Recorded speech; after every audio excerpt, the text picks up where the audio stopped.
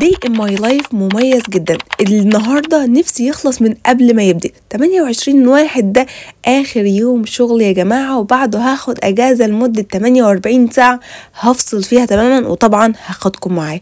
صحيت يومي كالعادة من بدري عشان أخلص اللي ورايا بدري عشان أستعد للأجازة. أول حاجة لازم نعملها في يومنا لازم نروق السرير. السرير ده يا جماعة ده البداية بتاعتنا. كل ما كان مريح كل ما اداك نوم مريح، فالنوم المريح يعني طاقة، يعني باور اكتر، يعني نشاط اكتر، لان انت بتنام كواليتي تايم في نومك. فطبعا بدأت بالسرير ارتبه كويس جدا، لان انا عاشقة للسرير. طالما هنام يبقى لازم انام بمزاج. والسرير زي ما انتم شايفينه كده حاسه اخد مني مجهود طويل جدا مش عايز يخلص، مش عارفه ليه، بس الحمد لله خلاص اهو قربنا نفنش ترتيب السرير. ده اطول ترتيب سرير في العالم دي ولا ايه؟ مش عارف ايه الذمه والضمير اللي انا شغاله فيها دي يا جماعه. بجد ايه السرير ده كل الوقت ده في السرير؟ الحمد لله اخيرا السرير خلص. عندي برضو شويه حاجات لازم هعملها، عندي شوية هدوم هحتاجها فهحطها في الغسالة بسيطة، تاخد كده دورة بسيطة علشان برضو لما اخد الاجازة وارجع اكيد فيه هدوم هتحتاج تتغسل، ميبقاش فيه حاجات كتير. وفيها حطيت الحاجات اللي انا محتاجة اغسلها في الغسالة زي ما شفتوا كده، وهنبدأ دورة خفيفة للغسيل.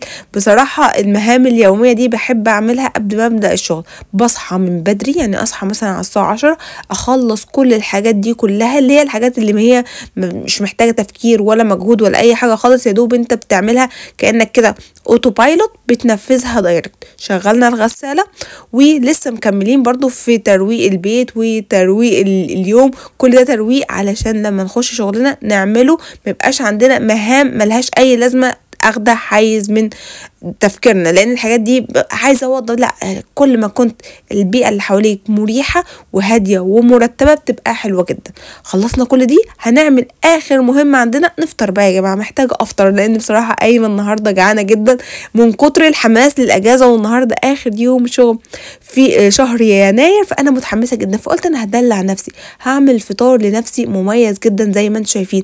انا عاشقه للبيض، فده بيض يا جماعه بالسمنه البلدي، متغرق في السمنه البلدي زي ما انتم شايفين كده، مع عيش فينو. كان نفسي الاقي عيش بالرد الجميل بتاعنا بس ما لقيتش، لقيت العيش فينو. فقلت لا، النهارده الدلع في اعلى حالاته يا جماعه. عملت لي كده رغيف حلو قسمته نصين، وحطيت على البيض كده شويه ملح وفلفل بس.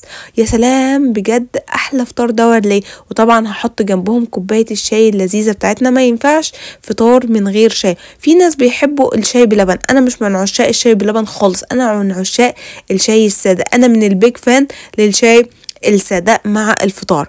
بس كده خلصنا فطارنا وخلصنا كل حاجة. هعمل اخر حاجة للمزاج عشان بقى ابدأ شغلي على احلى مزاج. طبعا المزاج بيبدأ مع كوباية قهوة. انا بقى مقررة النهاردة يبقى يوم مميز جدا، فقررت ان المزاج ما يكونش كوباية قهوة سادة او كوبايه قهوه تركي، حتى انا هعمل كوبايه نسكافيه عالميه بابسط طريقه. مش هستخدم حتى مكنه الديولونج بتاعتي، لا بالفرنش بريس. سخنت اللبن وهعمل احلى فوم، اسرع واتقل فوم باقل من 3 ثواني باستخدام الفرنش بريس. الفرنش بريس دي يا جماعه خطيره بجد، اختراع رخيص جدا لو عايز تعمل فوم، وبجد بتعمل فوم كريمي بطريقه فظيعه قوي قوي قوي. هتشوفوا كمان في الفيديو ده الفوم هيطلع كريمي عامل ازاي.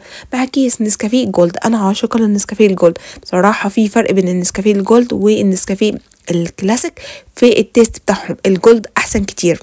بصوا بقى الفوم بتاع اللبن عامل ازاي باستخدام الفرنش بريس. بس طبعا انا ما بستخدمش سكر خالص. انا كل المشروبات اللي انا بشربها وذاوت شوجر، ما بحطش اي سكر نهائي. مفيش، ما اعرفش استطعم، بحس ان انا بشرب حاجه مسكره، مش بشرب الحاجه. بحب الحاجه تبقى كده ايه بطعمها الحقيقي الرو بتاعها. النسكافيه اهو دوبناها بشويه ميه سخنه وحطينا عليه اللبن المدفون. شوفوا يا جماعه قد ايه الفوم عامل ازاي. بصوا شكل الفوم وجماله باستخدام الفرنش بريس فقط. بجد انا عشان اخد الفوم ده باستخدام مكنه الديلونج هاخد كميه وقت ومجهود ومواعين. لا الفرنش بريس دي مسعفه جدا ومش بيهبط خالص، لا لا لا, لا. شكله خطير ويجنن بجد بجد. لازم تجربوا الفرنش بريس وتمنها رخيص خالص.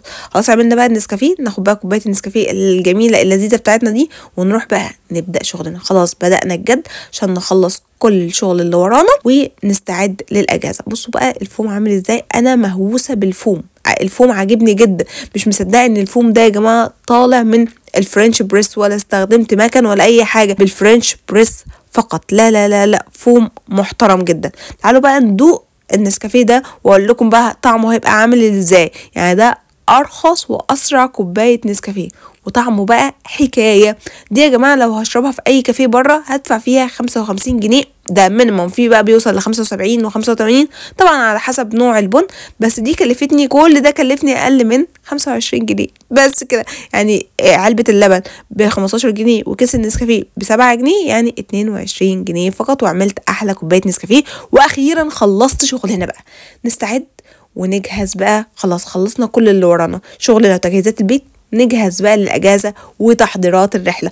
طبعا يا جماعة رحلة وأجازة يعني أكل، يعني لازم ندلع نفسنا. فقررت أول حاجة أعملها إن أنا أعمل لهم كيكة ناخدها سوا معانا في الرحلة. هنعمل كيكة بالبرتقال، بالرغم إن أنا مش من هواة كيك البرتقال، بس مامتي واللي مسافرين معايا بيحبوا كيك البرتقال جدا، فقلت لهم خلاص نجيب مسحوق الكيك بتاع دريم، لأن دريم كل المنتجات بتاعتها تحفة.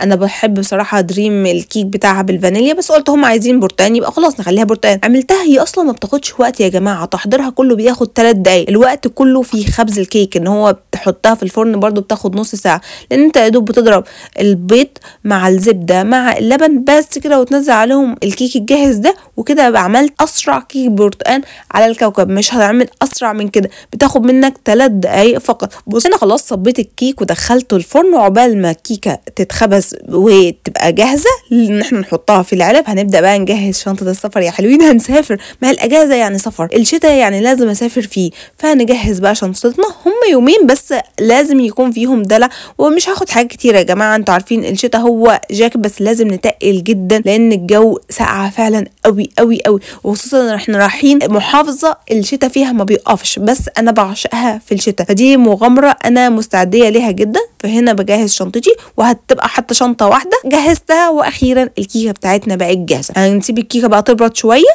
وبعد كده نبدا نقطعها سلايس صغيره جدا. عايزه اقول لكم ريحه الكيك قلب الدنيا وقلب المطبخ، وريحه الكيكه بالبرتقال بجد يا جماعه خطيره خطيره خطيره. بصوا يا جماعه فلافي ازاي، ده لسه كمان لما اقطعها لكم اما اقطعها بالراحه جدا علشان ما تهرش، لكن شكلها يجنن وريحتها ولا اجمل ولا اروع. انا بصراحه عاشقه للكيك مع كمان الشاي. بصوا يا جماعه اي حاجه مع الشاي بيحولها في حته تانية وبيخلي طعمها في حته تانية. هنا قطعت الكيك سلايس شبه ما انتم شايفين، وهحطه بقى ايه في علب احنا جايبينها تبقى معانا برضو في الرحله، عشان احنا في شتاء ورايحين بلد كلها شتاء، اكيد هنسقع، فالسفر يعني اكل.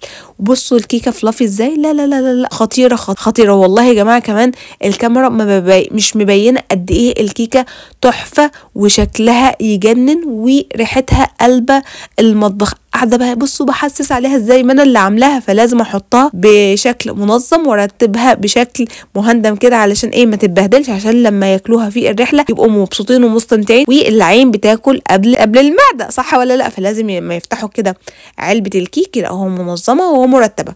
ايوه خلاص حطينا الكيك في العلب وكده الكيك بقت جاهزه. نغطيها بقى بالشكل كده. شفتوا شايفين يا جماعه وانا شاطره ومنظمه ازاي؟ انا في التنظيم خطيره. هنا يا جماعه الكيك خلاص بقى جاهز في العلب بتاعته اللي هناخدها معانا في السفر. كل اللي علينا بقى ان احنا نغطي العلب بتاعه الكيك دي علشان الكيك بيفضل طري زي ما هو ما ينشفش، ونحطها على الجنب ونخش على المرحله التاليه. ايه هي؟ الفطار يا جماعه. احنا السفر حوالي 4 ساعات من بورسعيد. ليه؟ هسيب لكم المحافظه اللي انا رايحاها مفاجاه. هنعمل ساندوتشات بقى. خلاص عملنا الساندوتشات بتاعتنا وبقت جاهزه، وعلب الكيك بتاعتنا اهي قفلناها وبقت جاهزه. هنجيب بقى الساندوتشات والحلويات اللي احنا جايبينها. ايوه ما هي رحله، ما انا قلت لكم الرحله يعني اكل، يعني ندلع نفسنا. ودي شنطه الساندوتشات اللي احنا عملناها والعصاير اللي احنا جبناها.